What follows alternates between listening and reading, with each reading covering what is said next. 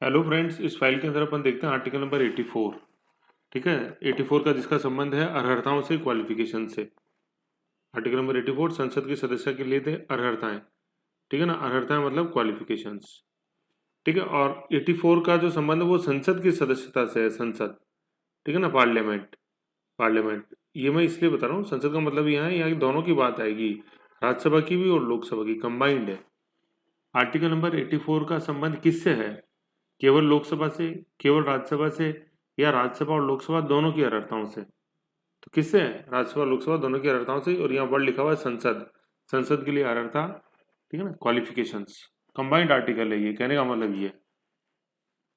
ठीक है, तो पहले अपन क्या करते हैं, मैं आपको एक बार इसका माइक्रो के रूप के अंदर थोड़ा सा मैं बता देता हूँ, जिसके आगे पीछे सारा ये आधे घंटे का वीडियो घूमेगा जिन फैक्ट्स के पीछे, वो आप उनको पता होने चाहिए।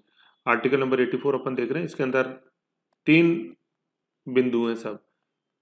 ठीक है ना, या 3 सब आर्टिकल यूं कह सकते हैं, 84A, 84B, 84C, इसको हिंदी में क्या कह गए। ओके, ये 3, इन तीनों का जो माइक्रो है, मतलब कई बार स्टूडेंट पूछता है सर माइक्रो कैसे बनाए, क्या, तो ये वो एग्जांपल भी है ये। ठीक है, तो 84 के 84 के अंदर 2 चीजें हैं। एक बात आएगी नागरिक।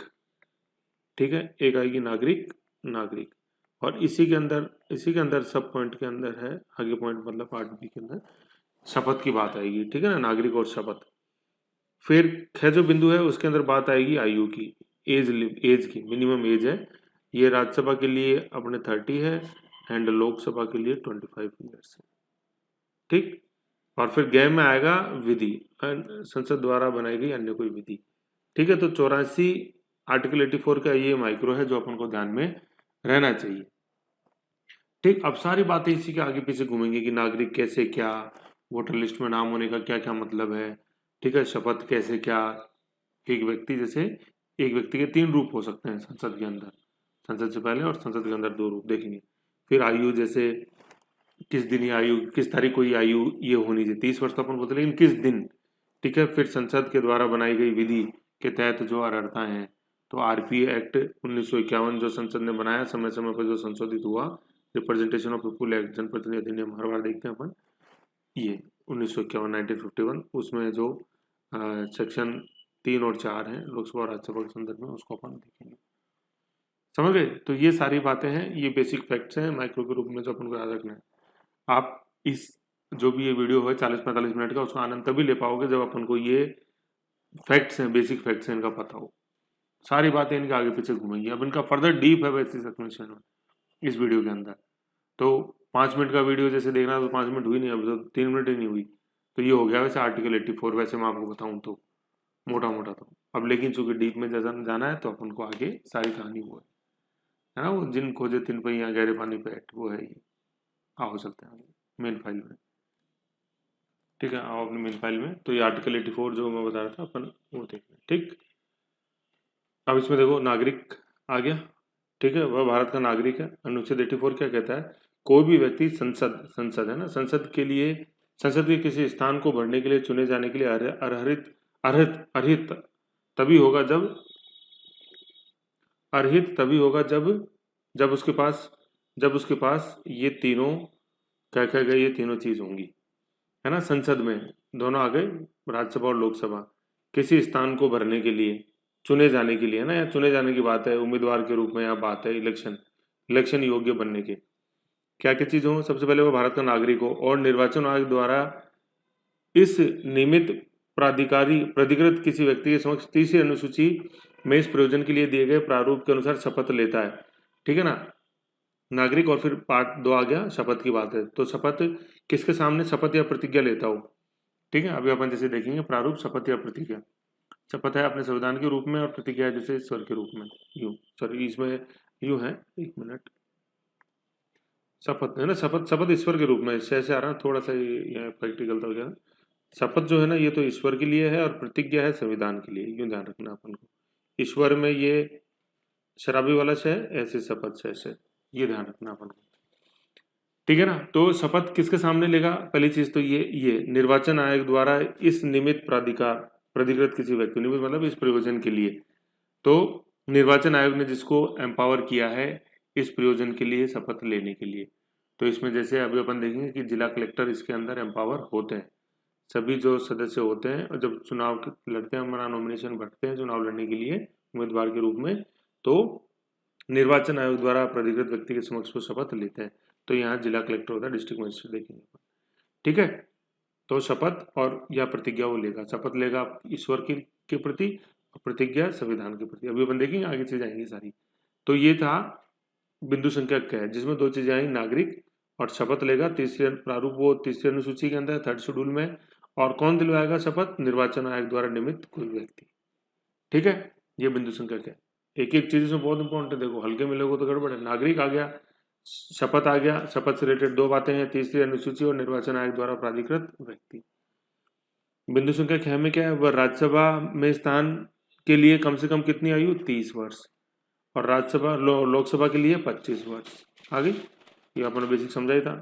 तीसरी क्या अर्हता है? तीसरी क्या क्वालिफिकेशन है? उसके पास ऐसी अन्य अर्हता जो संसद द्वारा बनाई गई किसी विधि द्वारा या उसके अधीन इस निमित्त विहित की जाए। संसद द्वारा बनाई गई किसी विधि, तो ये आरपी आ जाएगा। ठीक है, ये अब अपन देखते हैं इन क्लॉजेस की कुछ सिंपल डेफिनेशन। ठीक है, जिससे कि अपने ये थोड़ा सा जहन में बैठे, फिट हो। ये ओरिजिनल टेक्स्ट था जो अभी अपन ने पढ़ा था, ओरिजिनल जाना जरूरी है, तभी इजी समझ में आएगा। क्या है? संसद की सदस्य के लिए संविधान में वर्णित अर्हताएं, क्वालिफिकेशन 84। संसद सदस्य के रूप में निर्वाचन के लिए संविधान में निम्नलिखित अर्हताएं निर्धारित की गई हैं।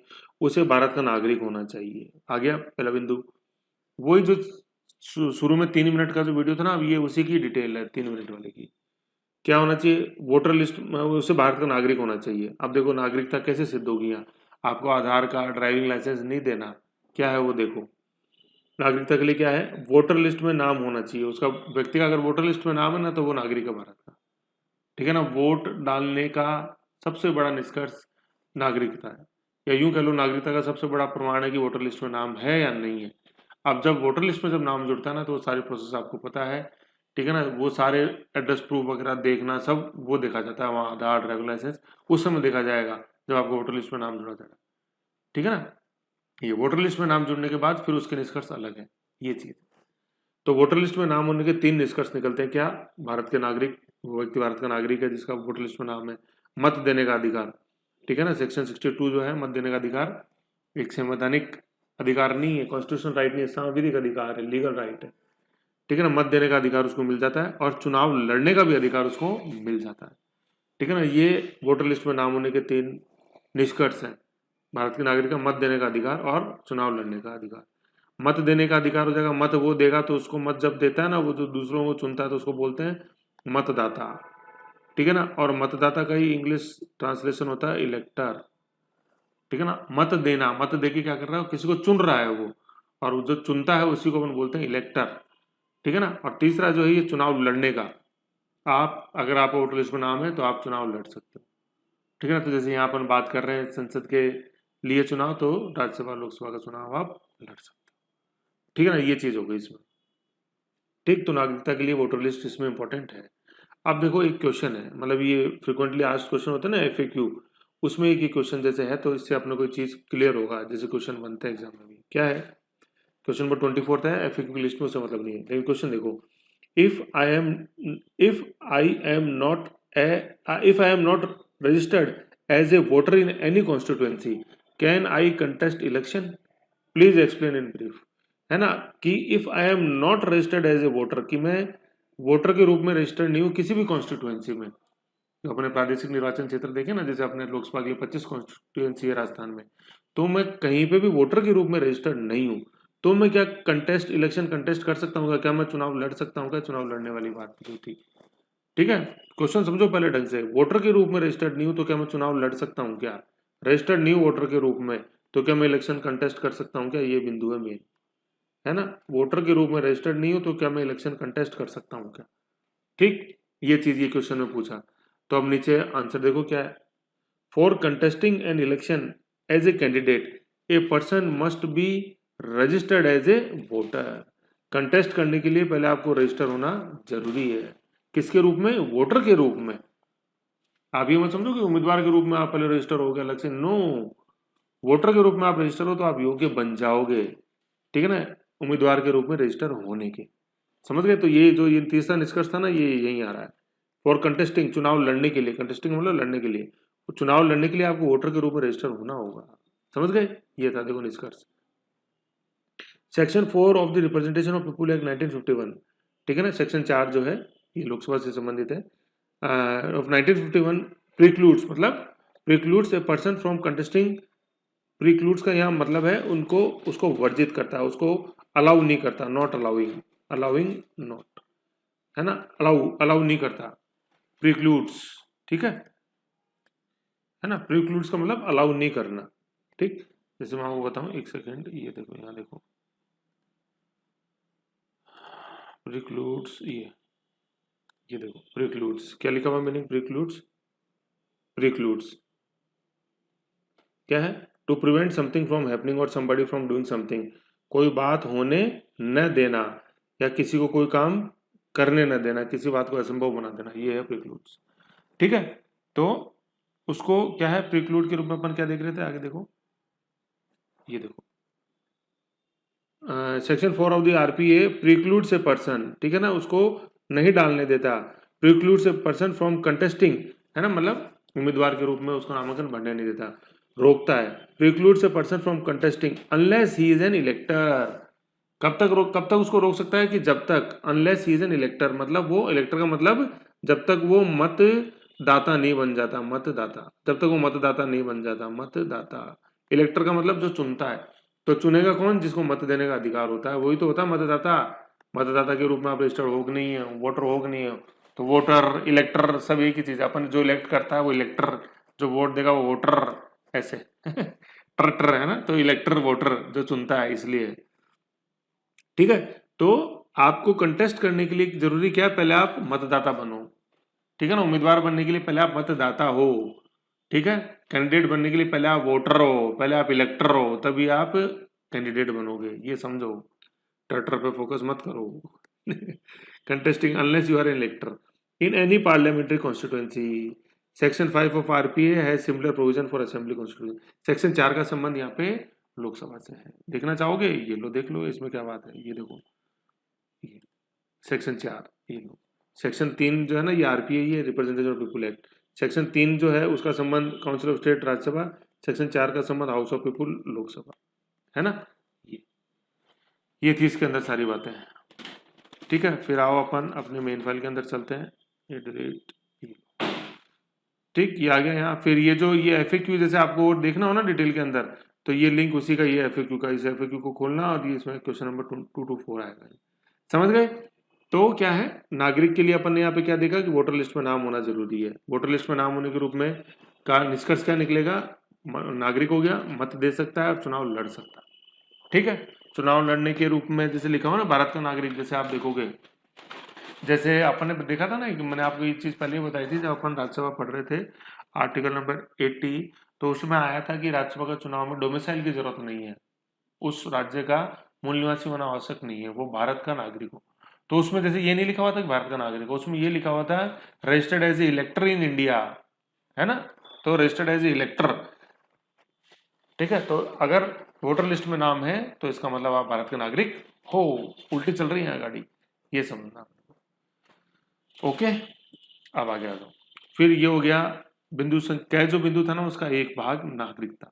अब अपन देखते हैं शपथ की बात, शपथ आ जाओ। इस उद्देश्य हेतु संसद, इस उद्देश्य हेतु, इस उद्देश्य मतलब संसद में, संसद के चुनाव में उम्मीदवार के रूप में, ठीक है ना, के लिए चुनाव आयोग द्वारा अधिकृत व्यक्ति कौन दिलाता है शपथ, जिसको election commission of India, chief election commission of India, या इलेक्शन कमीशन, चुनाव आयोग चीफ इलेक्शन कमिश्नर हो जाता है, इलेक्शन कमीशन ऑफ इंडिया द्वारा अधिकृत किसी व्यक्ति के समक्ष तीसरी अनुसूची में वर्णित प्रारूप में शपथ लेनी होती है, ठीक है। और वो शपथ का प्रारूप क्या है, वह अपनी शपथ में प्रतिज्ञा या शपथ वो जो लेता है वो ये प्रारूप है, ये शपथ का प्रारूप, ठीक है। तो ये जैसे इसमें आपको मैं बता दूं, मैं अमुक जो राज्यसभा लोकसभा जैसा भी केस है, मैं स्थान भरने के लिए, स्थान भरने का मतलब क्या है कि उम्मीदवार के रूप में वो चुनाव लड़ रहा है ना, स्थान भरने के लिए अभ्यर्थी के रूप में, ठीक है, कैंडिडेट के रूप में नाम निर्देशित हुआ हूँ, ठीक है, मेरे को लोगों ने सपोर्ट किया, मतलब जो कैंडिडेट जो चुनाव लड़ता है तो अपने देखा है कि उसके पक्ष में जैसे जो होते हैं तो वो समर्थित होते हैं, उनको नाम निर्देशित हुआ हूँ, ठीक है, या जो नेशनल पॉलिटिकल पार्टी है उसने अपना उम्मीदवार के रूप में उसको खड़ा किया है, ठीक है, नाम निर्देशित हुआ हूँ। अब देखो यहाँ पे दो चीजें, शपथ और प्रतिज्ञा। तो इन दोनों में से कोई चीज एक चीज बोलेगा, ईश्वर के लिए शपथ लेता हूँ या सत्यनिष्ठा से प्रतिज्ञा करता हूँ। ठीक है ना, सत्यनिष्ठा। तो ईश्वर के लिए तो शपथ वर्ड है और प्रतिज्ञा वर्ड जो है वो सत्यनिष्ठा के लिए है। जैसे कोई व्यक्ति, ये देखो ये दो प्रोविजन इसलिए कि कई बार कोई व्यक्ति होता है वो जैसे बोलता है कि नहीं मैं तो ईश्वर में विश्वास ही नहीं रखता हूँ। ठीक है, तो ईश्वर में विश्वास नहीं रखते, ठीक है, तो वो हो गया नास्तिक। तो वो बोलता है कि नहीं मैं ईश्वर का नाम लूंगा, तो आप सत्यनिष्ठा की प्रतिज्ञा या प्रतिज्ञान ले सकते हो। क्या लेता है प्रतिज्ञान? इस दोनों में से कि मैं विधि द्वारा स्थापित भारत के संविधान के प्रति सच्ची श्रद्धा और निष्ठा रखूंगा और मैं भारत की प्रभुता और अखंडता अक्षुण्ण बनाए रखूंगा। तो प्रियम्बल में जो लिखा हुआ है, प्रस्तावना में वर्ड है, तो ये चीज उसकी भी वो शपथ या प्रतिज्ञान लेता है। समझ गए, ये चीज है। नीचे मैंने आपको जैसे दिया हुआ है, oath by Narendra Modi as a candidate for Lok Sabha election in 2019। 26 अप्रैल 2019 को उन्होंने अपना नॉमिनेशन भरा था। ये उसका लिंक है, आप देख सकते हो। इसमें टाइम स्टैम्प 9:33 के ऊपर ये है। ठीक है, अब क्या है, देखो जैसे ये वीडियो है ना, इसको आप पूरा देखो आराम से तसल्ली से। इसमें बहुत चीजें हैं जो आपको समझ में आएंगी। ठीक है, यूं मत सोचो कि वीडियो में क्या आएगा, उसमें आप देखो कैसे कैसे पार्टी है, कौन वो काकू भाई है, कौन वो महिलाएं जिनके पाँव छूते हैं नरेंद्र मोदी। तो आपको बहुत चीजें जानने को मिलेंगी इस वीडियो में। ठीक है ना, जैसे चीजों को जानना, देखो ये फैक्ट्स को पढ़ना रटना ही इंपॉर्टेंट नहीं है। जिस एग्जाम के लिए आप एस्पायर कर रहे हो वहां तक आपको पहुंचना है ना, तो आपको निष्कर्ष निकालना आना चाहिए चीजों का। सामने देख रहे हो तो वो है क्या। तो ये कब आएगी, जब आप चीजों को डीप में पढ़ोगे, बुक के रूप में रटोगे तो चीजें नहीं आती समझ में प्यारे। ठीक है, तो इस वीडियो को पूरा देखो, आपको चीज समझ में आएगी काफी इसके अंदर। तो ये लिंक जैसे यहाँ है, इसमें देखो जो बेसिक चीज है वो मैं आपको एक बार थोड़ा सा दिखा देता हूँ, समझा देता हूँ, अपने को काफी अच्छा समझ में आएगा उससे। उनको मोदी कागजात ठीक है पर ना, ये और वीडियो खुलेगा एक जब आप इस प्रत्याशी लिंक के को तौर देखोगे पर तो। आधिकारिक प्रत्याशी के तौर पर ठीक उनका नाम दर्ज है ना। तो 9:33 जो टाइम पे स्टैम्प है, वहां से आप इस वीडियो को देखना, आप ये चालू जा रहा करो था, फिर आपको क्योंकि समझ में आएगा। आपने देखा होगा जब 2004 प्रधानमंत्री खड़े हुए हैं, उनका शायद कागजी कार्रवाई जो है वो पूरी हो रही है। उनका शायद कागजी कार्रवाई जो है वो पूरी हो रही है। लोकसभा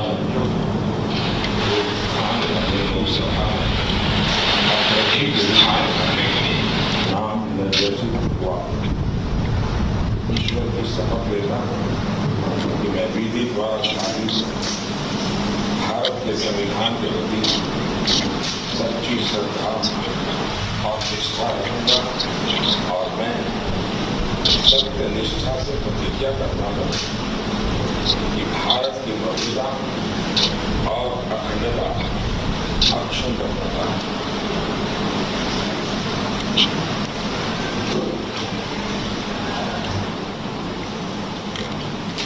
है ना। तो देखो ये शपथ अब इसमें उन्होंने आपने देखा होगा जैसे क्या चीज़ है, ईश्वर की शपथ यहाँ पे तो प्रधानमंत्री ने शपथ ली, जब आप प्रत्याशी के तौर पर अपना नाम दर्ज करा रहे हैं तब भी एक शपथ ली जाती है। वो शपथ प्रधानमंत्री ने ली उम्मीदवार के तौर पर और उसके बाद अब दस्तखत करते हुए अपने नॉमिनेशन पेपर्स पर। के साथ ही सारा बोला जाता है। ये पुराने जो मैंने आपको वीडियो दिखा राष्ट्रपति के उसमें आपने देखा, लेकिन उन्होंने क्या है कि जैसे यहाँ आधा भाग तो ये ईश्वर की यहाँ तक का तो ईश्वर के रूप में लिया और फिर यहाँ से सत्यनिष्ठा से। ठीक है, तो उससे कोई फर्क नहीं पड़ता। जैसे आपके कई वीडियो जैसे अपन देखेंगे, आप देखना इसमें ईश्वर के रूप में सारा पूरी लाइन आगे की बोली हुई है या सत्यनिष्ठा के रूप में आगे बोली। और इसी के साथ उनका ये नामांकन पत्र दाखिल हो गया। अब एक ये और सही है क्या गलत है, ये उनके कौन बताता है दस्तखत की तो जरूरत वीडियो थी, को वो उनको दिया गया है। ठीक है। फिर इस फोटो में जैसे जो ये वीडियो है इसमें आपने देखा होगा कि नरेंद्र मोदी के पीछे जो खड़े हैं तो वो पिछली बार दो जगह से वो चुनाव लड़े थे, वडोदरा से और वाराणसी से, दोनों जगह से भारी अंतर से उनकी जीत हुई थी। उन्होंने काशी की सीट को अपने पास रखना बेहतर समझा। ठीक है, इस बार केवल काशी से चुनाव लड़ रहे हैं, केवल वाराणसी से चुनाव तो लड़ ऐसे रहे ये हैं। ओथ वाला जैसे मैंने आपको जैसे बताया लाइव इसलिए जिससे कि आपको समझ में आए। और फिर जैसे एक मैं बता रहा था वीडियो दिखाता हूँ, तो आगे बढ़िया। तो यहाँ पे देखो ये वही वीडियो है ना, तो इसमें देखो ये निर्वाचन आयोग द्वारा प्राधिकृत व्यक्ति है, शपथ दिला रहे ना। अभी देखा अपन ने शपथ दिलाई, फिर हस्ताक्षर करें नरेंद्र मोदी, तो शपथ इन्होंने दिलाई है। ये डीएम है, डिस्ट्रिक्ट मजिस्ट्रेट काशी के, वाराणसी के, वहाँ से यहाँ से नॉमिनी मतलब नॉमिनेशन भरा था। दोनों जगह से लड़ा था, दो जगह से लड़ा, गुजरात से भी उधर यूपी से भी लोकसभा कॉन्स्टिट्यूंसी। ठीक है, तो निर्वाचन आयोग द्वारा प्राधिकृत व्यक्ति ये कलेक्टर काशी के। ठीक है, इन्होंने शपथ दिलाई नरेंद्र मोदी को, उम्मीदवार के रूप में चुनाव लड़ने के लिए प्राधिकृत किया आर्टिकल 84 क्या के तहत। ठीक है, फिर जो मैं कह रहा था ना नरेंद्र मोदी के पीछे ये जो व्यक्ति खड़े हैं ये ब्लैक जैकेट में, ये ठीक है, ये है बीजेपी के टीएन शेषन काकू भाई। फिर इधर बगल में यहाँ महिला बैठी हुई जिनके पाँव छुए नरेंद्र मोदी ने, वो कौन है आप देखना। बाकी सारी इलेक्शन कमीशन की टीम है। ठीक है, आप देखो एक मैं थोड़ी सी चीज़ बताता हूँ, हालांकि यहाँ कोई मायने नहीं रखती है, लेकिन जब आप किसी जिम्मेदार पद के ऊपर बैठो तो शोभा क्या चीज़ देती है वो बता रहा हूँ। आप इसे वीडियो देखोगे तो इसमें जो डीएम साहब है ये कहीं भी खड़े नहीं हुए, है ना, बैठे बैठे ले रहे हैं, ऐसा नहीं होना चाहिए। ठीक है ना, माना कि ठीक है कि आप ऑफिशियली बाउंड नहीं हो खड़े होने के लिए, मैं मानता हूँ। अभी अपन देखेंगे वीडियो, राष्ट्रपति शपथ दिलाए तो राष्ट्रपति तो ऑलरेडी बड़ा है जैसे प्रधानमंत्री से, तो वो भी तो खड़े होकर दिला रहे हैं, है कि नहीं। तो एक आदर शिष्टाचार दिखाता है ये चीज, और कुछ भी नहीं है। तो अगर खड़े होकर देते तो शायद और अच्छा लगता। ठीक है ना, ये इसलिए बता रहा हूँ क्योंकि देखो ये क्या है, जैसे सर्विस में आना ही इंपॉर्टेंट नहीं है, उसके बाद आप उसको निभाते हो कैसे हो वो कहीं ज्यादा इंपॉर्टेंट है। सर्विस में आना आप तो खत्म मानते हो, मेरी तैयारी खत्म हो, तैयारी का खत्म हो, मैं नौकरी लगे, नो, वो अपने आप में एक नई शुरुआत है। जो सर्विस में है, जो व्यक्ति इस समय जो ये वीडियो देख रहे हैं, सुन रहे हैं, समझ रहे हो मेरी बातों का मतलब, आप शायद समझ रहे होंगे, क्योंकि ये इशू बनता है चीज़ों का ऐसे। अभी जैसे न्यूज़पेपर में खूब आया था, जैसे आपने जयपुर कलेक्टर को जब ज्ञापन सौंपने गए बीजेपी के जैसे मान्यगण्य नेता, तो उन्होंने खड़े होकर नहीं लिया कलेक्टर ने वो ज्ञापन, तो उसी का माहौल बन गया। तो ये चीज़ है, ठीक है ना, तो घमंड में कुछ नहीं है।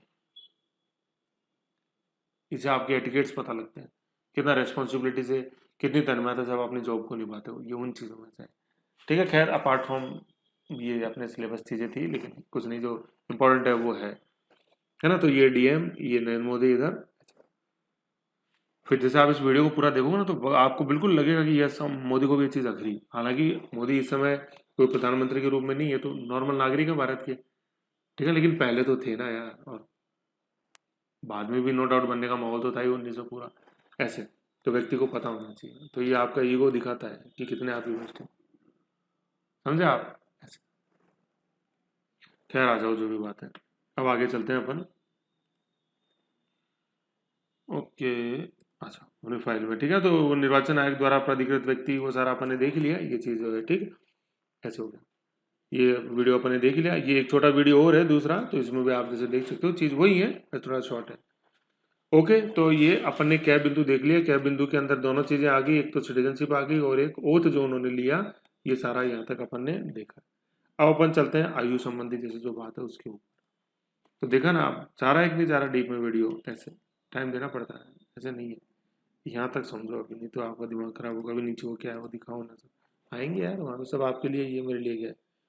फिर एज वाला देखो, उसे राज्यसभा में निर्वाचन के लिए कम से कम, है ना, मिनिमम एज लिखी हुई है यहाँ, मैक्सिमम मत समझ जाना कि मैक्सिमम बस 30 साल, नो, कम से कम मिनिमम एज है, मिनिमम राज्यसभा के लिए तो 30 वर्ष की आयु, ठीक है ना, आयु। और लोकसभा में निर्वाचन के लिए कम से कम कितने, 25 वर्ष, लोकसभा में 25 वर्ष की आयु होनी चाहिए, ठीक, कम से कम। और ये 30 वर्ष और 25 वर्ष कब गिनी जाती है, उस वर्ष की 1 जनवरी को, ठीक है ना, 1 जनवरी को आपकी आयु हो जानी चाहिए। ऐसा नहीं कि जिस दिन नॉमिनेशन भर रहे हो, नो, 1 जनवरी को आप ये आयु अटेंड कर लिए जाने चाहिए।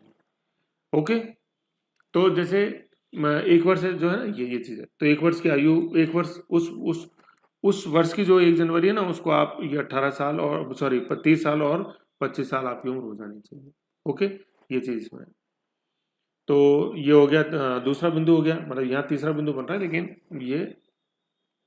ये जो चीज़ है ना, ये 84 ख में लिखी हुई है ये चीज़।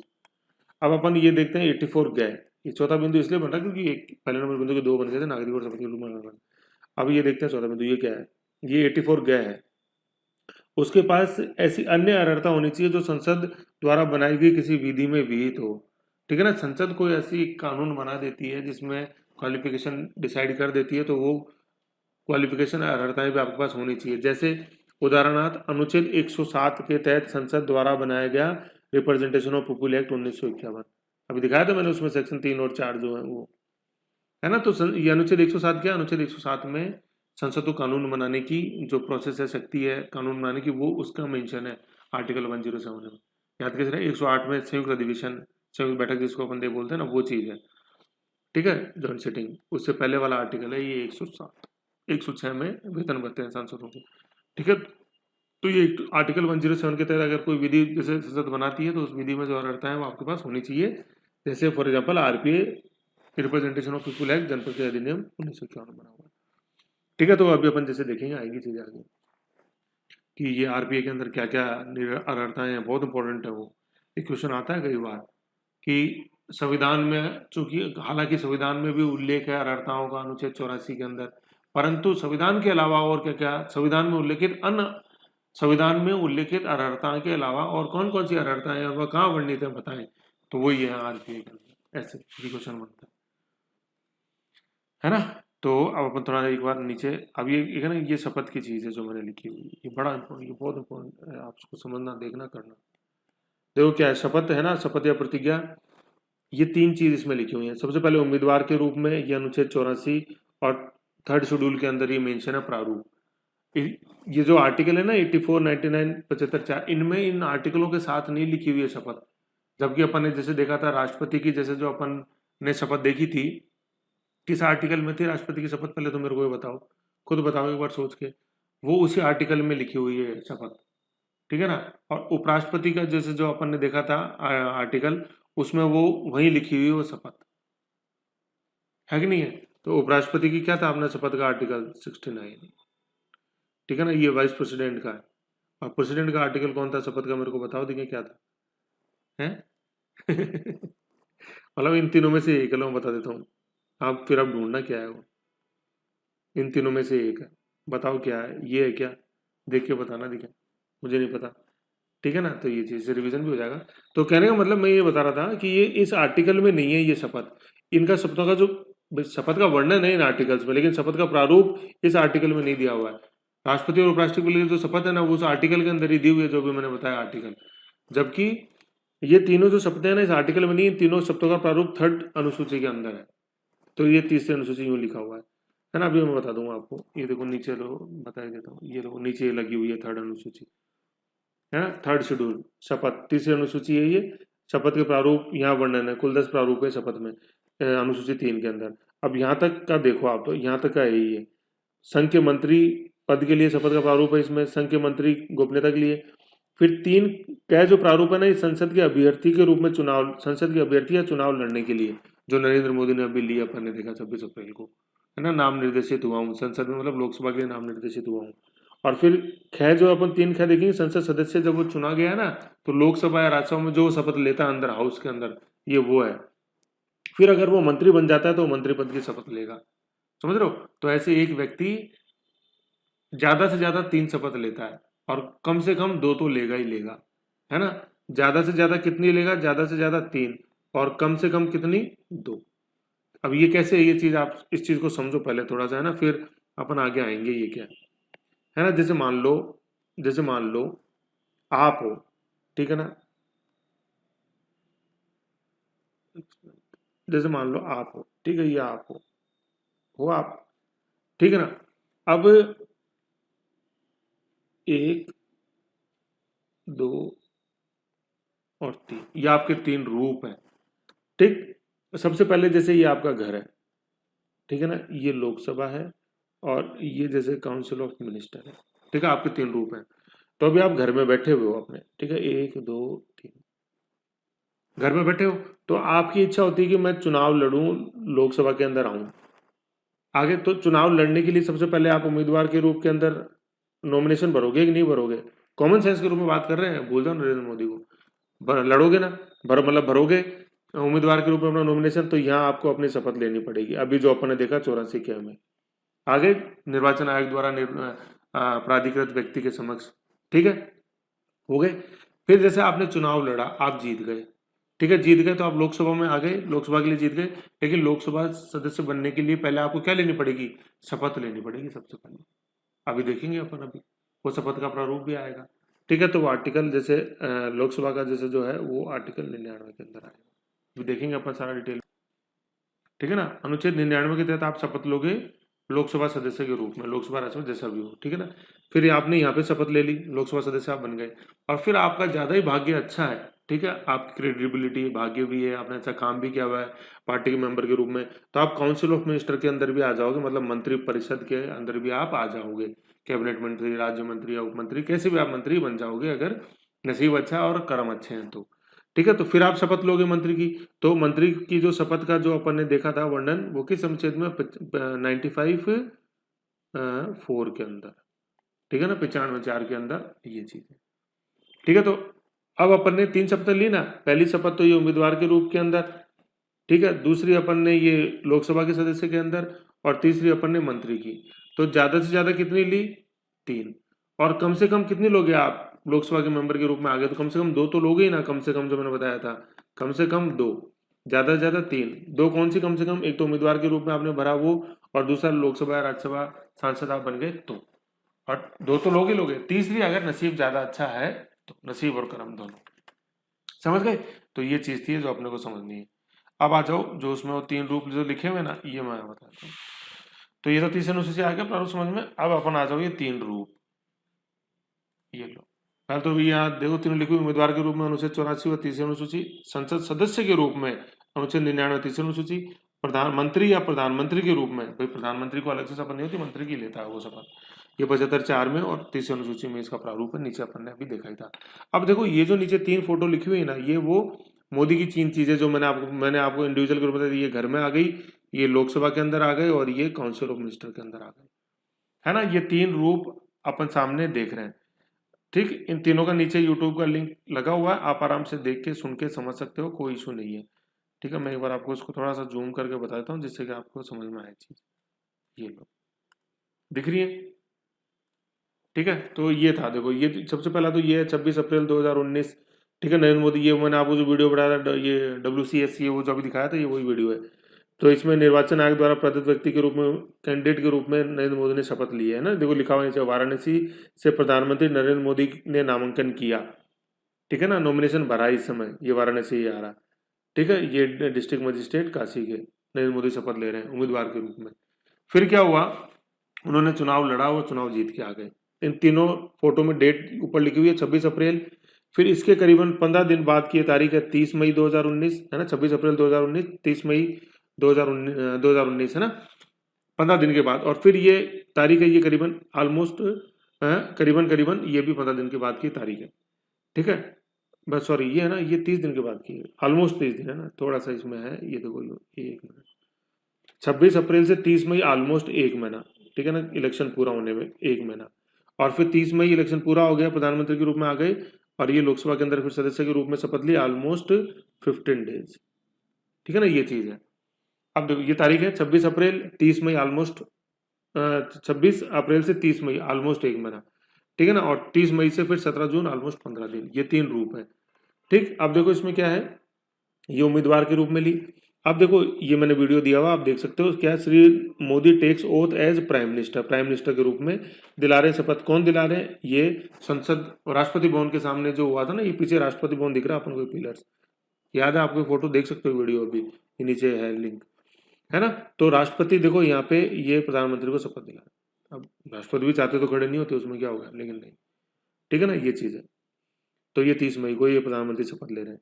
फिर इसके बाद ये देखो, ये अंदर ये लोकसभा, ये आपको दिख रहा है लोकसभा टीवी, ये पीछे जैसे आपको दिखाई दे रहे हैं सदस्य हैं, ये दिख रहा है आपको, ये तेज, ये राजनाथ सिंह, ये लोकसभा, ये सीट्स देख रहे हो आप, ये लोकसभा में बैठने की सीट है सारे, है ना। तो ये लोकसभा देखो, ये देखो, है ना। तो ये अब लोकसभा के अंदर देखो, पहले तो तारीख देखो 30 मई 17 जून, है ना, मतलब इसके बाद की है।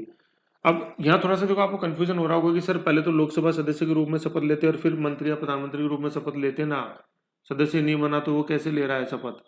कंफ्यूजन वाजिब है, लेकिन पहले वाली वीडियो ने देखी ना, इसलिए कंफ्यूजन हो रहा है ये।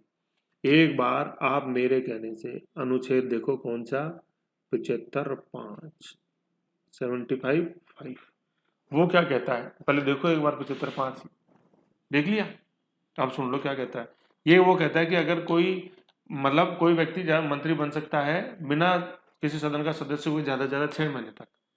फिर बाद में मतलब 6 महीने के अंदर अंदर वो अगर शपथ ले लेता है किसी भी सदन की तो वो मंत्री रहेगा, अन्यथा वो मंत्री नहीं रहेगा। तो पहले मोदी ने ले ली शपथ मंत्री की, और फिर विदिन 6 महीने के अंदर ले ली, 15 दिन के अंदर ही ले ली लोकसभा सदस्य के रूप में, क्योंकि वो निर्वाचित हुए गए थे ऐसे। ठीक है ना। PM Narendra Modi takes oath as a member of Lok Sabha amidst, ये एडमिस्ट नहीं बोलेंगे, अमिस्ट है मतलब के साथ साथ, अमिस्ट चैंट्स ऑफ मोदी मतलब पीछे नारे लग रहे थे, चैंटिंग, है ना, चैंटिंग ऑफ मंत्रा, है ना। चैंट मतलब होता है मतलब नारे लगना, मतलब नारों के बीच में, मोदी के नारों के बीच में। देखना अभी वीडियो आपको समझ में आएगा। ठीक है, तो ये चीज है। अब देखो इस वीडियो में थोड़ा सा और देखो, गहराई से देखो। लोकसभा का है 17 जून का, ठीक है। Narendra Modi as a PM, ठीक है ना। यहाँ पीएम की शपथ नहीं ले रहे, पीएम की शपथ तो ले चुके 30 मई को। ये देखो पीएम, राष्ट्रपति ने दिलवाई है पीएम की शपथ। मंत्री की शपथ जो दिलाता है मंत्री या प्रधानमंत्री, वो राष्ट्रपति दिलवाता है, ठीक है। अब ये लोकसभा सदस्य की शपथ ले रहे हैं, तो शपथ तो ले रहे हैं लेकिन दिलवा कौन रहा है? अब नीचे देखो, ये वीरेंद्र कुमार है ना, माननीय कार्यवाहक अध्यक्ष, प्रोटेम स्पीकर है ये, प्रोटेम स्पीकर राष्ट्रपति चुनते हैं। और ये कौन थे? ये वीरेंद्र कुमार। ये कहाँ से थे? आपने देखा था जब करंट में पढ़ रहे थे क्लास के अंदर, पूरा कहाँ से थे ये? एमपी, टीकमगढ़ एमपी एमपी मतलब मेंबर ऑफ पार्लियामेंट। और मध्य प्रदेश के अंदर लेटेस्ट जो जिला बना टीकमगढ़, इधर अपने ग्वालियर की तरफ बुंदेलखंड में, ये वो है ओरछा राजपूत है ना। अबुल फजल की जिसने हत्या करी थी, किसने करी थी? अबुल फजल की हत्या बताओ। वो ओरछा राजपूत ही, वो ये ओरछा किंगडम, टीकमगढ़ आज महल है वहाँ, ठीक है ना। ये बुंदेलखंड, समझ गए। तो ये नरेंद्र मोदी ने ये शपथ ले ली लोकसभा सदस्य के रूप में। दिलवा कौन रहा है? वीरेंद्र कुमार। तो देखो कितना कुछ ये इमेजेस कह रही हैं। तो ऐसे यूं देख के भावुक मत हो कि मोदी मोदी नारे, मतलब समझो यार चीजें कैसे क्या है। कहाँ मिलेगा ये एक जगह सारी ऐसी चीज? देख लिया ना, सारा यूट्यूब छान मारो और बता देना। बढ़ाई नहीं कर रहा हूँ, फायदा उठाओ वो बोल रहा हूँ। कहीं वो दिमाग में रहती है और वीडियो खत्म होते ही मैं किताब पढ़ूंगा और वहाँ देखूंगा, लक्ष्मीकांता में देखूंगा, डीडी बसु पढ़ूंगा, सुमित सरकार को, क्या नाम अपने, एक और आती मैं नाम बोल रहा हूँ यार, डीडी बसु, नाम भूल गया बिल्कुल ही। कुछ नहीं है उन नामों में, क्या कहीं नहीं, चीज देख लो, पढ़ लो और पेपर देख लो, बल्ले बल्ले है उसके बाद, ठीक है ना। तो ऐसे इनको समझो कौन कौन शपथ दिला रहा है, बहुत इंपॉर्टेंट है। ये वीरेंद्र कुमार कब कब ले रहे हैं, कैसे कैसे ले रहे हैं, कहाँ का प्रारूप है, कौन कौन से आर्टिकल हैं। ये 84 वाला आर्टिकल ये रहा, 99 वाला आर्टिकल ये रहा, 75(4) वाला ये रहा। ऐसे देखो, टर में बस भावुक हो जाते हो यूं हैं। तो देखो इसको बढ़िया से लो, स्क्रीनशॉट ले लो, फिर आराम से पढ़ो। ये इतना जो है ना, ये ऐसा ये इतना कहीं नहीं है ऐसे। चलो देखो है ना, ले लो स्क्रीनशॉट, चलो बढ़ो आगे, आ जाओ। तो शपथ देख लिया अपन ने, हो गया क्लियर। अब अपन ये शपथ का सारा देख लिया। अब अपन एक चीज देखते हैं अच्छी, क्योंकि देखो अच्छा देखने में टाइम लग रहा है, नहीं तो फाइल तो हो गई थी 2 मिनट में, 2:58 पे हो गई थी पूरी सारे आर्टिकल। अब अपन देखते हैं बिंदु संख्या जो गैर लिखा हुआ था, ये कैसे लिखी, जैसे भूकंप आया, भूकंप नहीं आया, टेंशन मत करो, ये लो, ये गैर। अब अपन आते हैं 84 गैर के ऊपर। उसमें जो था कि संसद द्वारा बनाई गई किसी विधि के तहत जो अर्हताएं हैं वो भी उसके पास होनी चाहिए। तो ये जो विधि बनी उसके तहत अपन देख लेते हैं, आरपी अनुच्छेद 107 के तहत जो विधि बनाती है सरकार, उसके। चलो आओ, अब इसमें क्या है देखो, जनप्रतिनिधि अधिनियम 1951 के माध्यम से संसद ने निम्नलिखित अतिरिक्त, है ना, एडिशनल वो तो अपन ने मतलब 3 तो पढ़ ली संविधान में, इसके अलावा जो अतिरिक्त अर्हताएं, ये कहाँ, ये अर्हताएं रिप्रेजेंटेशन ऑफ पीपुल एक्ट के सेक्शन 3 और 4 में लिखी हुई है। आरपीए 1951 की धारा 3 व 4, यहाँ अनुच्छेद नहीं बोलेंगे, धारा बोलेंगे। संविधान के अनुसार, संविधान के अलावा जितने भी कानून है उनमें जो पैराग्राफ्स हैं उनको अपन धारा बोलते हैं, सेक्शन। और संविधान की जो पैराग्राफ्स हैं उनको अपन बोलते हैं अनुच्छेद, बिंदु जो है। सेक्शन 3 और 4 के अनुसार क्रमशः राज्यसभा व लोकसभा में चुनाव में भाग लेने के लिए उस राज्य विशेष का निवासी होना आवश्यक नहीं है, ठीक है ना। तो मतलब आप भारत के नागरिक होने चाहिए, उस राज्य के मूल निवासी नहीं होने चाहिए। जैसे अपन ने देखा कि वाराणसी से नॉमिनेशन भर रहे थे मोदी, लेकिन वो मूल निवासी गुजरात के, है ना। तो कहीं का भी हो सकते हो आप, भारत के नागरिक होने चाहिए। ये मैंने आर्टिकल 80 और 81 जब पढ़ा था ना, लोकसभा 80 में राज्यसभा और 81 में लोकसभा, बहुत डीप में वहां बताया, देख लो एक बार पूरा फोटो है। In place of that state replaced by in India, पढ़ो। वर्ष 2006 में उच्चतम न्यायालय ने सरकार के राज्यसभा संबंधी इस निर्णय को भी वैध ठहराया। वैसे राज्यसभा में निर्णय 2003 में ले लिया गया था, और लेकिन सुप्रीम कोर्ट ने 2006 में उसको वैलिड ठहराया था, उस फैसले को राज्यसभा के लिए। पहले राज्यसभा के लिए उस राज्य विशेष का नागरिक मूल निवासी होना आवश्यक था, डोमिसाइल होना चाहिए था उस राज्य का जहाँ से राज्यसभा सदस्य चुन रहे हो आप, लेकिन 2003 में चेंज हो गया। 2 चेंज हुए थे 2003 में, मैंने बताए थे, एक तो मूल निवास संबंधी और दूसरा खुला मतदान, ठीक है। ये आरपीए की सेक्शन 3 और 4 ये मैंने दे रखा आपको, अभी ऊपर फोटो दिखाई थी, वहां देख सकते हो। अब इसके संदर्भ में एक एफएक्यू है, वो अपन देखते हैं। ऊपर वाला 224 था, ये 225 देखते हैं अपन FAQ. I am registered as a voter इन दिल्ली, मैं दिल्ली में वोटर के रूप में रजिस्टर्ड हूँ। Can I contest election to Lok Sabha from Haryana और मध्य प्रदेश और उड़ीसा? है, दिल्ली के अंदर मैं वोटर हूँ, तो क्या मैं हरियाणा, एमपी, उड़ीसा से लड़ सकता हूँ? क्या लड़ सकते हो यार? जैसे नरेंद्र मोदी कहाँ से, गुजरात में वोटर के रूप में रजिस्टर्ड है, और गए कहाँ? वाराणसी, दोनों से लड़ा। आंसर देखो, if you are a registered voter of in Delhi, you can contest an election to Lok Sabha from any constituency in the country.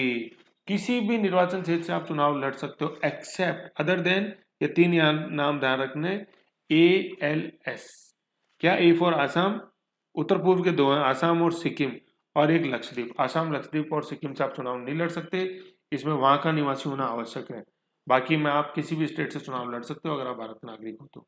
Assam, Lakshadweep और सिक्किम से लड़ने के लिए आपको मूल निवासी होना पड़ेगा इन राज्यों में। ठीक है, ये थोड़ा सा वहाँ की डेमोग्राफी को देखते हुए ऐसा ये उनसे डिसीजन लिया हुआ है। सेक्शन 4 है ना, लोकसभा से संबंध है सेक्शन 4 का, ऐसे।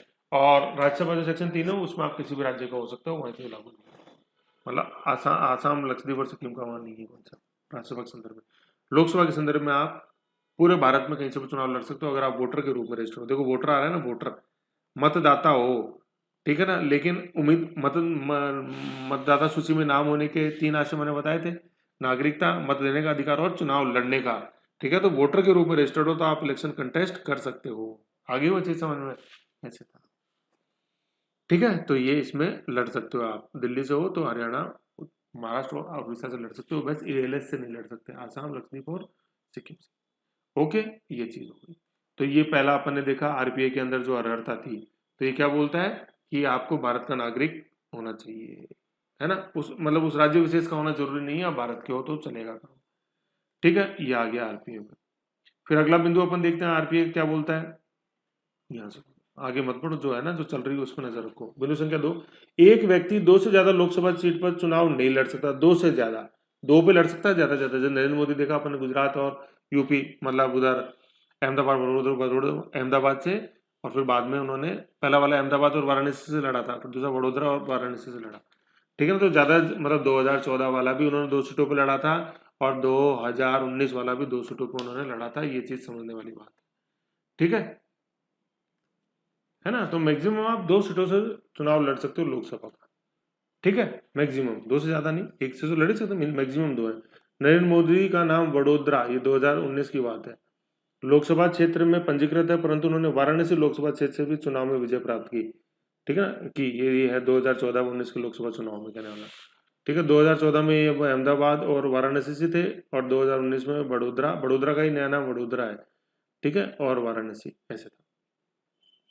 फिर क्या है, ये आगे समझ में। अब तीसरा बिंदु क्या है, ये भी काफी इंपॉर्टेंट है। यदि कोई व्यक्ति आरक्षित सीट पर चुनाव लड़ना चाहता है, मतलब रिजर्व सीट पर, ठीक है ना, रिजर्व सीट पर चुनाव लड़ना चाहता है, तो उसे भारत के किसी भी राज्य या संघ राज्य क्षेत्र में अनुसूचित जाति या जनजाति का सदस्य होना चाहिए।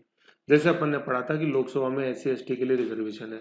अब लोकसभा सीट, रिजर्व सीट के ऊपर आप चुनाव लड़ना चाहते हो, जैसे राजस्थान के अंदर 3 रिजर्व सीट है ST के लिए, उड़ है ना, उड़ UDD है ये, उड़ कौन सी, उड़ मतलब U से उदयपुर है, D से दौसा है, और D से डूंगरपुर बांसवाड़ा है। डूंगरपुर बांसवाड़ा क्लब है, एक ही है। ठीक है, तो ये 3 ST के लिए रिजर्व सीट है राजस्थान में। अब इन पे आपको जैसे अगर चुनाव लड़ना है रिजर्व सीट के ऊपर, है ना, तो अपन को उस कम्युनिटी से, जैसे SC सीट से लड़ रहे हो तो SC कम्युनिटी, या ST सीट से लड़ रहे हो तो ST कम्युनिटी से होना चाहिए। भारत में किसी भी राज्य के आप SC या ST होने चाहिए, जरूरी नहीं कि उसी राज्य में, है ना। ये बहुत इंपॉर्टेंट बिंदु है ये, अभी मैं आपको समझाऊंगा। ये पूरे जो नीचे कहानी है ना, ये सारी वही है ये। ठीक है, जो गुजर मीणा एजिटेशन जो हुआ था 2008-9 में, कर्नल किरोड़ी सिंह बैंसला, ये वो सारी कहानी तभी आपको समझ में आएगी जब ये बिंदु आपको पता हो। ठीक है ना, तो किसी राज्य में भाई लोकसभा चुनाव लड़ने के लिए आप भारत के नागरिक होने चाहिए। अगर वो सीट रिजर्व्ड है तो भी आप भारत के नागरिक हो, लेकिन अगर रिजर्व सीट से लड़ रहे हो तो आपको उस कम्युनिटी से होना चाहिए, भारत के किसी भी राज्य में। ठीक है ना, ये चीज इंपॉर्टेंट है, अपन को पता होनी चाहिए। ओके, ठीक है, ये चीज है भारत के किसी भी राज्य में, ये आप ध्यान रखो। अब अपन एक बिंदु और देख लो, फिर अपन इस बिंदु संख्या 3 के डिटेल में चलेंगे। बिंदु संख्या 4 और देख लो, अनुसूचित जाति या जनजाति के सदस्य उन सीटों के लिए भी चुनाव लड़ सकते हैं जो उनके लिए आरक्षित नहीं है ना, मतलब अनरिजर्व सीट पर भी वो चुनाव लड़ सकते हैं। ठीक है, ये चीज है, उस पर तो लड़ ही सकते हैं रिजर्व पे, लेकिन अनरिजर्व जो है ओपन सीट जैसे जो होती है, अनरिजर्व या ओपन सीट जो होती है उस पर वो चुनाव लड़ सकते हैं। ठीक है, तो एक तरह से डबल बेनिफिट है SC/ST कम्युनिटी के कैंडिडेट को। समझ गए इतनी चीज? आ जाओ अब अपन आते हैं बिंदु संख्या जो 3 था ना, उसका जो मैंने आपको अभी एग्जांपल एक मैं आपको ज्वलंत उदाहरण बताता हूँ, फिर आप जिंदगी भर नहीं बोलोगे ये चीज, है ना? क्योंकि देखो एग्जाम्पल नहीं देखते हैं ना तो वो फिर वो बहुत जल्दी स्किप होती है माइंड से। आ जाओ, ठीक है ना? ये इसके जो ये आगे मैं आपको कहानी बता रहा हूँ, इसका लिंक है इंडिया टुडे का। ठीक है, अब पहले तो आप मुद्दा समझो था क्या। ये इतना है, इतना, ठीक है? ये मुद्दा समझो था क्या, ये है ना? आपने जैसे गुजर मीणा अपना एजिटेशन हुआ अच्छा खासा, ठीक है, अभी भी वो सुलगता ही रहता है समय समय पे। तो देखो पहले समझो, देखो वो चीज थी क्या है, वो नहीं पता लोगों को वैसी है। एक बार आप वीडियो को पॉज कर लो और मुझे बता दो जो मैं क्वेश्चन पूछ रहा हूँ कि ये दौसा से शुरू क्यों हुआ ये आंदोलन। मेन जवाब, मेन जो कहानी है ना, इस जवाब में छुपी हुई है कि दौसा जो है ना, दौसा सीट से ही आंदोलन शुरू क्यों हुआ। गुजर मीणा एजिटेशन 2008 के अंदर जो हुआ, जबकि 2008 में हुआ, ठीक है ना? और एक दो तीन चीजें हैं। एक तो पहला क्वेश्चन तो ये कि दौसा से ही क्यों शुरू हुआ, ठीक है? जबकि गुजर जो पॉपुलेशन है, सबसे ज्यादा जो घनत्व है वो तो अपना देवी नारायण गुजरों का जैसे जो गढ़ है वो तो भीलवाड़ा में है कि नहीं है? अपने भीलवाड़ा के अंदर गढ़ जो है सबसे ज्यादा डेंसिटी पॉपुलेशन गुजरों की राजस्थान में, वहां तो नहीं हुआ आंदोलन शुरू, दौसा में ही क्यों हुआ? और दूसरा 2008 में ही क्यों हुआ? अगर गुजर जनसंख्या पहले भी थी रास्ता मतलब दौसा के अंदर, तो पहले क्यों नहीं अपने अधिकारी की बात समझ में आई? ऐसा क्या हो गया था? दौसा में क्यों हुआ और 2008 में क्यों हुआ? ये दो क्वेश्चन के जवाब अगर आपके पास हैं तो आप सारी कहानी समझ में आएगी, else नहीं आएगी। ठीक है, अगर जवाब नहीं पता 2008 में ही ये शुरू क्यों हुआ, दो चीज थे अपने सामने। तो एक्चुअली 2008 में अपने थोड़ा सा बैकग्राउंड में जाना पड़ेगा। जैसे अपन ने देखा था फोर्थ जो डिलिमिटेशन कमीशन था, परिसीमन आयोग, ठीक है ना? डिलिमिटेशन कमीशन परिसीमन आयोग कुलदीप सिंह की अध्यक्षता में जिसका गठन हुआ था 2002 में, ठीक है ना? 2002 में अटल बिहारी वाजपेयी के समय गठन हुआ था। तो ये जो परिसीमन आयोग था इसने अपनी सिफारिशें दी थी 2008 में। तो इसकी एक सिफारिश ये थी कि चूंकि रिओर्गेनाइजेशन पुनर्गठन करता है प्रादेशिक निर्वाचन क्षेत्रों का, टेरिटोरियल कॉन्स्टिट्यूएंसीज का, ठीक है ना, लोकसभा के लिए। तो इसने जब ये हुआ परिसीमन, तो क्या हुआ, राजस्थान के अंदर 3 सीट ST की आई, उसको अपन बोलते हैं उड से, मतलब उदयपुर, दौसा और ये डूंगरपुर बांसवाड़ा, है ना? तो ये तो दौसा जो सीट थी ये पहले ओपन सीट थी, लेकिन इस परिसीमन से 2008 में जो आया, इससे ये परिसीमन से ये सीट हो गई ST की सीट। अब ST की सीट पर चुनाव लड़ने के लिए अपन ने जैसे RPA जो है रिप्रेजेंटेशन ऑफ पीपुल एक्ट 1951 के सेक्शन 4 में अपन ने देखा कि ST सीट पर चुनाव ST कैटेगरी का कैंडिडेट ही लड़ सकता है, ठीक है? अब दौसा जो सीट थी ये 2008 तक, ठीक है ना, 2008 तक ये ST सीट थी, मतलब ओपन सीट थी, और 2008 में इसको ST सीट घोषित कर दिया। अब चूंकि 2009 के अंदर अगले लोकसभा चुनाव होने वाले थे, इसमें मतलब मनमोहन सिंह जो है वो दूसरी बार प्रधानमंत्री बने थे, 2009 से 14 जो लोकसभा का कार्यकाल था वो, ठीक है ना? ये 2009 ये थी अपने 15वीं लोकसभा, 15th लोकसभा थी ये, ठीक है ना? 14 और 15 में मनमोहन सिंह है और 16 और 17 में नरेंद्र मोदी प्रधानमंत्री। तो 2008 के अंदर ही हो गई ST सीट। अब 2009 में चुनाव होने वाले थे, तो ये दौसा जो थी ये एक तरह से मतलब पॉलिटिकल गढ़ माना जाता था, पहले राजेश पायलट का और फिर सचिन पायलट का। लेकिन अब चूंकि ST सीट हो गई तो अब सचिन पायलट कहाँ से चुनाव लड़ ही नहीं सकते। तो सचिन पायलट ने दिमाग लगाया, मतलब कि क्या दिमाग लगाया कि अगर सचिन पायलट जो है ना ये गुजर कम्युनिटी से बिलोंग करते हैं, तो इन्होंने ये दिमाग लगाया कि अगर गुजरों को अपन ST के अंदर शामिल करवा दें तो सचिन पायलट भी दौसा से चुनाव लड़ सकते थे। इसके लिए राजस्थान में जो गुजर है उनको ST के अंदर लाना था, ठीक है? तो फिर इसके लिए पूरा एक एजिटेशन चालू हुआ। और ये दौसा से क्यों चालू हुआ आगे समझ में आपको? जबकि गुजरों का जो गढ़ है राजस्थान में वो अपने आसीन भीलवाड़ा देवी नारायण जी का वही है सीट जो है वहाँ पे मेन, तो दौसा से इसलिए शुरू हुआ। तो अपने एक नैरो पॉलिटिकल ऑब्जेक्टिव के लिए दो कम्युनिटीज को लड़ाया गया पॉलिटिकल लीडर्स के द्वारा। ये चीजें आपको पता होनी चाहिए, लोगों को पता ही नहीं था। आप रोड पे बैठे हो, क्यों बैठे हो? 3 भैंसें थी, 2 भैंस खोल के ले गए, मतलब 2 भैंस हमारी खोल के ले जा रहे हैं तो इसलिए हम उसको नहीं ले जाने देंगे, ये लोगों का कहना था। अपने BBC एक मुलाकात संजीव श्रीवास्तव, देख लो आप, पढ़ लो, मतलब सुनी थी उस समय, मेरे को ध्यान है। ये थी इसका मेन एजेंडा, इस एजिटेशन के पीछे पूरी कहानी थी। अब खैर बहरहाल जो भी था कि सचिन पायलट तो इसको ST सीट करा नहीं पाए, मतलब गुजर कम्युनिटी के ये ST सीट तो हो गई थी, गुजर कम्युनिटी में नहीं करा पाए, मतलब गुजर कम्युनिटी को एसटी में नहीं करा पाए राजस्थान के अंदर। तो फिर ये अपने अजमेर शिफ्ट हो गए और फिर अजमेर से उन्होंने चुनाव लड़ा, मतलब अजमेर शिफ्ट मतलब कॉन्स्टिट्यूंसी अजमेर इन्होंने अपनी पकड़ ली। वर्तमान में ये अजमेर से ही लोकसभा सांसद है। अब लेकिन राजेश पायलट तो नहीं लड़ पाए यहाँ से दौसा से, लेकिन वो कहते हैं ना खाई नहीं तो ढूंढी सही, है कि नहीं। तो इन्होंने हार नहीं मानी, यहाँ अपना कैंडिडेट खड़ा किया। तो फिर ये किसको पकड़ के लेके आए भाई? पहली बात है लाते तो गुजर कम्युनिटी से पकड़ के, और गुजर एसटी होना चाहिए, और राजस्थान में तो है नहीं। लेकिन जम्मू कश्मीर के अंदर यही गुजर एसटी कम्युनिटी के अंदर है, ठीक है ना। जैसे मैं आपको एक लिस्ट दिखा देता हूँ जो अपने एसटी कम्युनिटी की जैसे जो लिस्ट है, तो यहाँ देखो मैंने नीचे लगा रखी है, ये आप जैसे देखोगे ये कम्युनिटी की लिस्ट है ये पूरी, ठीक है ना। तो ये इसको आप खोलोगे तो ये लिस्ट आएगी ये, ठीक है। तो इसके अंदर जम्मू एंड कश्मीर देखो ये गुजर, ठीक है। तो ये एसटी की लिस्ट है, ठीक। जैसे आपको बताऊँ एक सेकंड,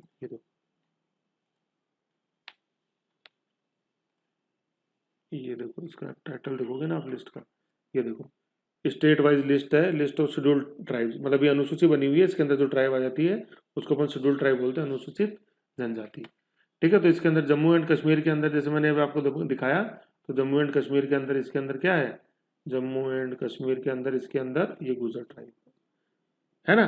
तो अब जम्मू एंड कश्मीर के अंदर गुजर ट्राइब एसटी के अंदर है, तो ये राजस्थान में चुनाव लड़ सकती 200 सीट से।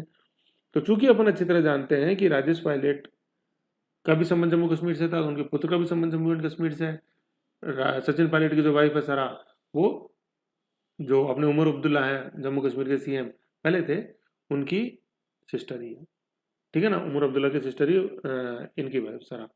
तो इसलिए फिर ये जम्मू कश्मीर से अच्छा नाता ही है, ससुराल ही है सचिन पायलट का।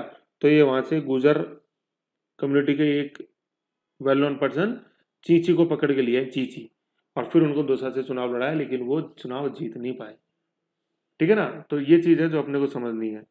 अब जो ये मेन फाइल है इसके अंदर थोड़ा सा अपन देख लेते हैं, ये सारी ये पूरी कहानी थी, ठीक है ना। इसको आप पूरा पढ़ सकते हो, देख सकते हो, ठीक है। ये देखो दौसा बिकेम है शेड्यूल्ड ट्राइब एसटी कॉन्स्टिट्यूएंसी, ठीक है। ये 2000 देखो ये 2009 की बात है ये सारा, और 2008 के अंदर हो ही गई थी, तो एजिटेशन फिर ये चालू हुआ था। और पकड़ के किसको लाए, देखो कुमेर रबानी चींची, QRC है ना, कुमेर रबानी चींची, ए मुस्लिम गुजर leader from Jammu and Kashmir, है ना। तो जम्मू एंड कश्मीर में गुजर अपन ने देखा एसटी के अंदर है ही, तो इसलिए फिर ये योग्य थे कि दौसा से चुनाव लड़ सके। Dausa is also been indirect Jammu and Kashmir, ये सब सारी चीजें। Sachin Pilot, Rajesh Pilot son who enjoyed a resounding victory in 2004 is married to Jammu and Kashmir CM Omar Abdullah sister Sara, है ना। ऐसे सारी चीजें हैं जो अपन को ध्यान में रखनी है। तो इसलिए एजिटेशन दौसा से शुरू हुआ, आगे समझ में, एसटी सीट होने से 2008 में, क्यों, चौथे परिसमन आयोग की सिफारिश से लागू होने के कारण। ओके, तो ये सारी लीला थी जो अपन को समझ में आनी चाहिए। तो अब ये जो बिंदु है अब आपके देखो अच्छी तरह समझ में आ गया होगा मेरे हिसाब से। ये जो बिंदु है ये है ना, ये आरपीए का सेक्शन 4 है, ये बिंदु संख्या 3 वाला आरपीए का सेक्शन 4 है। ये क्या कहता है, वापस पढ़ो देखो। यदि कोई व्यक्ति आरक्षित सीट पर चुनाव लड़ना चाहता है, आरक्षित सीट है ना, तो जैसे अपन ने देखा दौसा सीट थी, ये एसटी के लिए रिजर्व थी, ठीक है। 2008 के परिसीमन के बाद इस पर चुनाव लड़ना चाहता तो वो क्या हो, तो उसे भारत के किसी भी राज्य, तो जैसे चींची था वो कुंवर रबानी चींची, ये जम्मू एंड कश्मीर के अंदर एसटी था गुजर, देखा ही अपन ने, ठीक है ना। यह संग्रह क्षेत्र में अनुसूचित जाति जनजाति का सदस्य होना चाहिए, तो वो चूंकि जम्मू एंड कश्मीर में थे तो दौसा में से उन्होंने चुनाव लड़ा। जो ये सारी कहानी ये यहाँ लिखी हुई है। तो ये जड़ थी गुजर मीना एजिटेशन की, जो लोगों के नहीं है समझ में, बहुत गिने चुने लोग हैं जिनको ये चीज़ पता है। अब उनमें आप भी शामिल हो गए, खुशी की बात तो ये चलो खैर कोई नहीं, जो भी है ना। तो ये चीज़ थी। तो ये आपको ये भी बताता कि देखो कैसे एक नैरो पॉलिटिकल ऑब्जेक्टिव, संकीर्ण राजनीतिक उद्देश्य स्वार्थ के लिए दो कम्युनिटीज को जो आराम से हमेशा सदा भाईचारे से रहती आई हैं उनको लड़ा दिया। ये चीज़ थी मेन समझने वाली। ओके, तो ये सारी चीज़ें थी यहाँ पे, है ना। अब एक ये जो आप यहाँ आर्टिकल 84 का ये जैसे समापन है, अब यहाँ है ना आर्टिकल 84 के साथ ही अपन एक आर्टिकल 102 भी पढ़ेंगे। क्यों पढ़ेंगे, क्योंकि आर्टिकल 104 जो है ना, ये 104 तो ये कहता है, सॉरी अपन ने जो देखा 84 तो योग्यताएं हैं, 102 अयोग्यताओं के बारे में बात करता है कि क्या अयोग्यताएं हैं जो किसी व्यक्ति को संसद सदस्य बनने से रोकती हैं, उनको भी देख लेंगे अपन, उनको नेक्स्ट फाइल में देखेंगे, है ना। ठीक है, तो ये 102 अपन नेक्स्ट फाइल के अंदर देखेंगे। अब एक जो बेसिक जो अपन चीज जहाँ से अपन ने शुरुआत की थी वो मैं एक बार आपको बता दूं थोड़ा सा, है ना। देखो यहाँ से अपन ने ये फाइल शुरू की थी, तो इसमें आप सारे आर्टिकल आपको समझ में आ गए होंगे नो डाउट। जैसे 84 के में नागरिक अपन ने देखा, मतदाता सूची में नाम होने का मतलब निकलते हैं 3, मतलब मैंने आपको बताए थे कि एक तो वो क्या सिटीजन हो जाएगा, दूसरा वोटर हो जाएगा और तीसरा वो अपने कैंडिडेट हो जाएगा, इलेक्शन कंटेस्ट कर सकता है। फिर शपथ के रूप में अपन ने जैसे देखा कोई व्यक्ति जो है वो 3 रूप अदा कर सकता है, तीनों सपनों के प्रारूप मैंने आपको बताया, एक उम्मीदवार के रूप में, एक जैसे लोकसभा सदस्य के रूप में और तीसरा अगर मंत्री वो बन जाता है तो उसके, ठीक है, तीनों आर्टिकल मैंने आपको बताया। फिर 6 में जैसे अपन ने देखा आयु, लोकसभा के लिए मिनिमम आयु 30, राज्यसभा के लिए 25 और ये 1 जनवरी प्रत्येक मतलब उस वर्ष की 1 जनवरी को हो जानी चाहिए। गेम में अपन ने कोई विधि के तहत बनाई गई अर्हता, तो इसमें आरपीए के तहत जो बनाई गई अर्हता है वो अपन ने देखी, ये लोकसभा से रिलेटेड। उसमें जैसे अपन ने मेन क्या देखी उसके अंदर, तो कि भारत का नागरिक, ठीक है, मतलब किसी भी राज्य से हो सकता है मूल निवासी वो। फिर दूसरा अपन ने देखा कि इसके अंदर मैक्सिमम 2 सीट से चुनाव लड़ सकता है। और फिर एक देखा कि अगर SC/ST के लिए सीट रिजर्व है उसके पे अगर चुनाव लड़ रहा है कोई, तो वो भारत की किसी भी राज्य के अंदर SC/ST कम्युनिटी से बिलोंग करना चाहिए कैंडिडेट। ओके, तो ऐसे अभी अपन ने जहाँ से शुरू किया था वहीं आ गए, तो ऐसे रिविजन करो, इसका फिट हो जाएगी चीज़ को, ऐसे दिक्कत नहीं है ना। ओके।